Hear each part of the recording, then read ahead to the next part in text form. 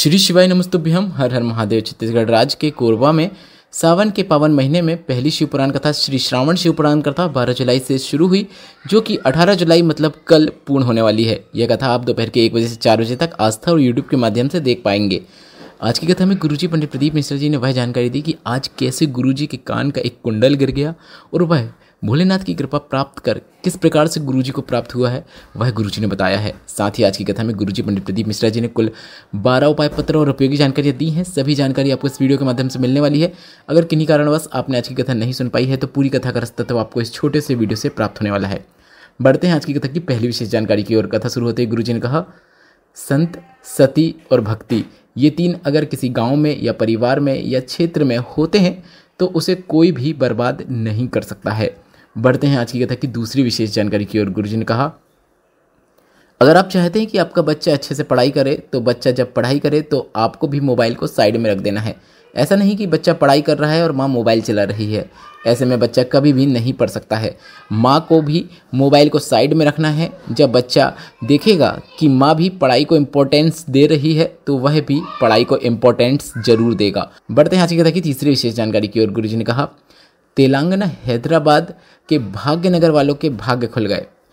13 से 17 अगस्त 2025 तक श्री शिव महापुराण कथा तेलंगाना हैदराबाद के भाग्यनगर में होने वाली है। बढ़ते हैं आज की कथा की चौथी विशेष जानकारी की ओर। दीप शिखा जी पत्र लेकर आई, जिसमें उन्होंने लिखा, हमारे परिवार में किसी की भी सरकारी नौकरी नहीं थी। पिताजी भी 20 साल से पार्षद का टिकट ले रहे थे पर पार्षद नहीं बन पा रहे थे। मैंने पशुपतिनाथ व्रत किया। 1 लोटा जल का वर्णन करना चाहूँगी। सरकारी नौकरी मेरी लग गई है। मेरे परिवार में मैं पहली हूँ जिसे की सरकारी नौकरी लगी है और मेरे पिता भी पार्षद बन गए हैं। उसी का आभार व्यक्त करने कथा पंडाल में आए हैं। बढ़ते हैं आज की कथा की पांचवी विशेष जानकारी की ओर। गुरुजी ने कहा, कल हमारे कान का कुंडल गिर गया जो कि रुद्राक्ष का था। जजमान के घर वाले बहुत अफसोस किए, बहुत परेशान हो गए। सब जगह उसे ढूंढा पर वह कहीं पर भी नहीं मिल रहा था। और हम जब यहाँ कल कथा करने आए व्यासपीठ से और शिव पुराण से हमने यही प्रार्थना करी कि बेचारे रुद्राक्ष ढूंढ रहे होंगे, भोलेनाथ उन्हें रुद्राक्ष मिल जाए। और गणेश जी का जब यहाँ पे पूजन हो रहा था तो हमको हमारा रुद्राक्ष गणेश जी के समीप ही रखा हुआ मिल गया और बाबा ने हमें वह लौटा दिया है। गुरुजी ने आज स्वयं की आप बीती बताई कि किस प्रकार से उन पर भोलेनाथ की कृपा हुई। बढ़ते हैं आज की कथा की छठवीं विशेष जानकारी की ओर। गुरुजी ने कहा, श्रीलंका में एक कैलाशेश्वर महादेव का एक मंदिर है। भोलेनाथ की कृपा प्राप्त हुई है श्रीलंका वालों को। भास्कर ग्रुप द्वारा उसी कैलाशेश्वर महादेव के साक्षी में श्रीलंका में रह रहे भारतीयों के लिए 4 नवंबर से 8 नवंबर 2025 तक श्री शिव पुराण कथा होगी। बढ़ते हैं आज की कथा की सातवीं विशेष जानकारी की ओर। दिव्यानी जी पत्र लेकर आए, जिसमें उन्होंने लिखा, मेरे पति को ब्लड कैंसर हो गया और वो शांत हो गए। बहुत दुख हुआ, बहुत बुरे दिन शुरू हो गए। खाने के लिए भी हमारे पास पैसे नहीं थे। कुछ साल बाद मेरे पेट में दर्द हुआ। मैंने डॉक्टर को दिखाया तो उन्होंने मुझे भी 4th स्टेज का कैंसर बता दिया। हमने डॉक्टर से कहा कि बच्चों को मत बताइएगा, बहुत घबरा जाएंगे। हमारे समाज वालों ने पैसा जोड़कर हमें पैसा दिया इलाज के लिए और हमने डॉक्टर से कहा इलाज शुरू कीजिए, सिर्फ इतना ही पैसा है।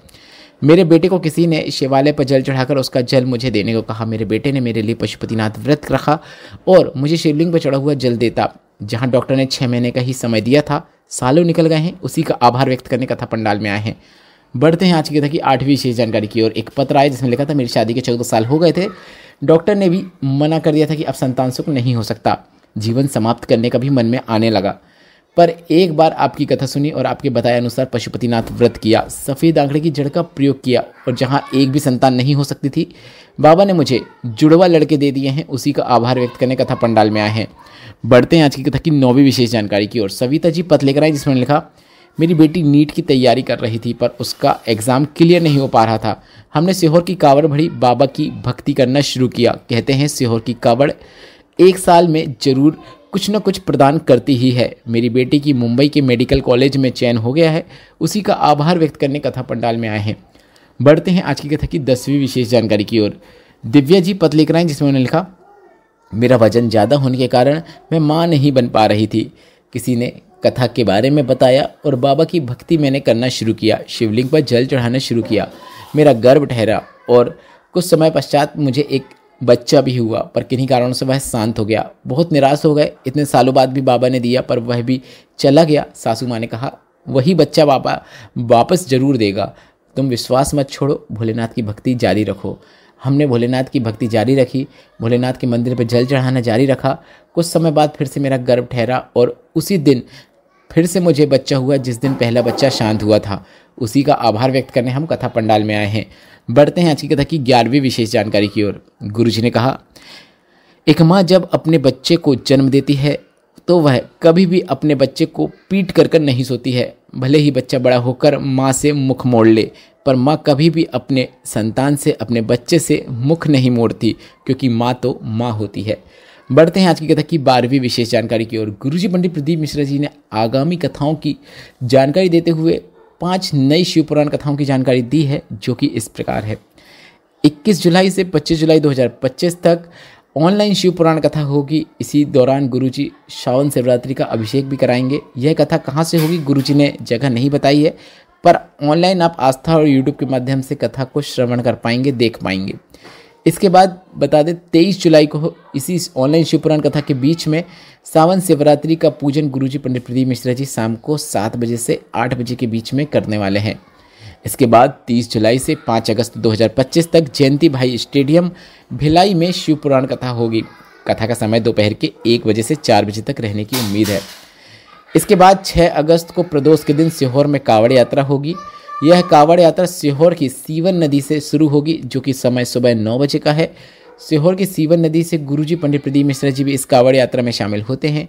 तो यह कावड़ यात्रा 9 बजे शुरू होगी और अनुमान है कि 1 बजे से 2 बजे तक कुबरेश्वर धाम में पहुंचकर लगभग 10 से 11 किलोमीटर की यात्रा रहती है। 1 बजे से 2 बजे तक सीहोर कुबरेश्वर धाम में पहुंचकर केदारशिला में जल अर्पित करके यह कावड़ यात्रा पूर्ण होती है।